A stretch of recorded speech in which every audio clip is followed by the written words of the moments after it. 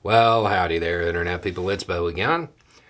So, today we're going to talk about Hunter Biden. And I know there's a whole bunch of people who have been watching this channel a long time who are going, why? Right. We'll get there. There is a reason. But we will basically go over what happened, and then we'll talk about why we're actually talking about it. So, if you don't know, Hunter Biden, the sitting president's son, was charged by information, which means a prosecutor or federal agent basically just wrote down what happened.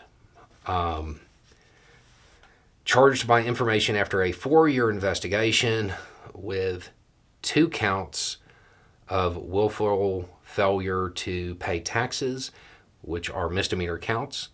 And then there is a pretrial diversion on a gun charge. That charge is related to Hunter having a substance issue. If you have a substance issue, you are federally prohibited from having a firearm. A pretrial diversion basically means you're going to go through a program, you're going to do these steps. If you're a good little boy and complete all of the steps, it kind of goes away. Okay? People are asking, what kind of time is he looking at? Anywhere from absolutely nothing and probation only to up to a year. He could be sentenced up to a year in jail. Do I think that's likely? No. Would I be shocked if he got a little bit of time, like 30 to 90 days? No. So that's what occurred. That's the story. Why are we talking about it? For those that don't know, I have a long-running rule on this channel. I don't talk about private citizens, even if they are relatives of politicians, unless whatever it is they did somehow impacted the official capacity of the politician. This rule was in place throughout the Trump administration for the Republicans watching this channel. That's why you never heard me talk about Melania, except to talked about when she wore the jacket, when she was in an official capacity, and I defended her when it came to the photos, because that had nothing to do with her official capacity. So why are we breaking this rule? Because Republicans made it political. And they put out a whole bunch of information that is not true. So now we have to clear it up. Okay, Republicans are saying he got a sweetheart deal by the Biden DOJ. No. The prosecutor is responsible for that deal. The prosecutor is a Republican and a Trump appointee.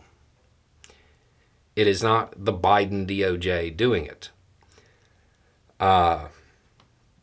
Plea deals get you leeway. That's why they exist. That is why they exist.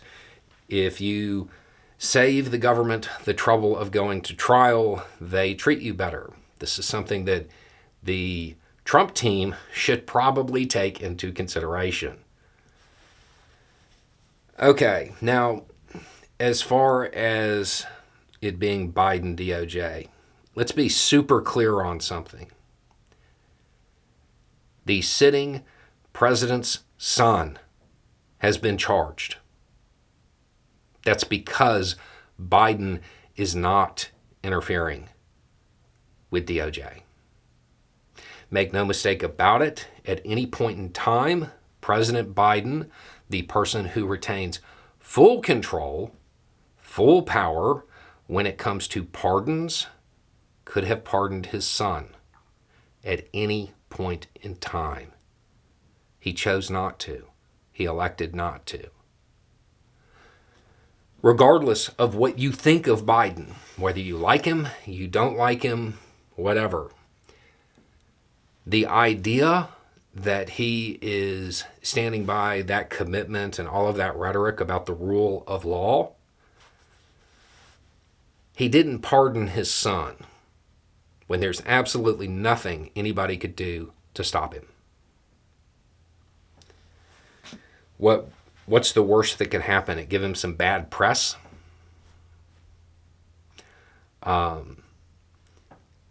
Again, no matter what you say about him, how you feel about him, when it comes to his integrity on that issue, on the rule of law issue, I mean, this is kind of a big marker here. Now, as far as the political nature of DOJ, can you imagine one of Trump's kids getting arrested while he was president? Of course not. Of course not. Because he would have interfered with the investigation. He would have stopped it. He would have put pressure on it. And if need be, he would have pardoned him. You know it's true.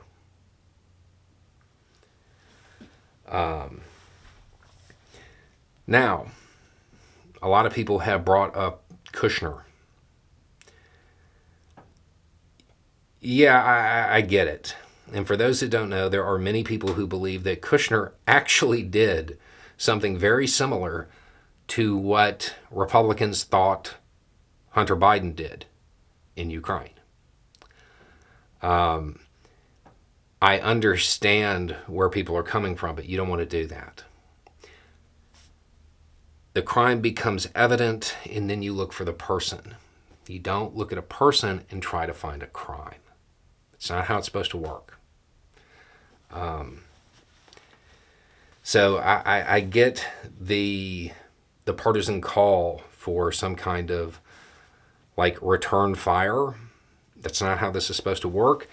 And it seems pretty clear that isn't how DOJ works.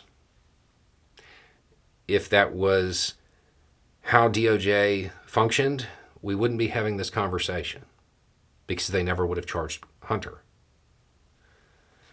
Okay, and now for the biggest bombshell of all. The one thing about all of this that truly surprised me. Did y'all know his name was Robert? Robert Hunter Biden? I had no clue. Anyway, it's just a thought. Y'all have a good day.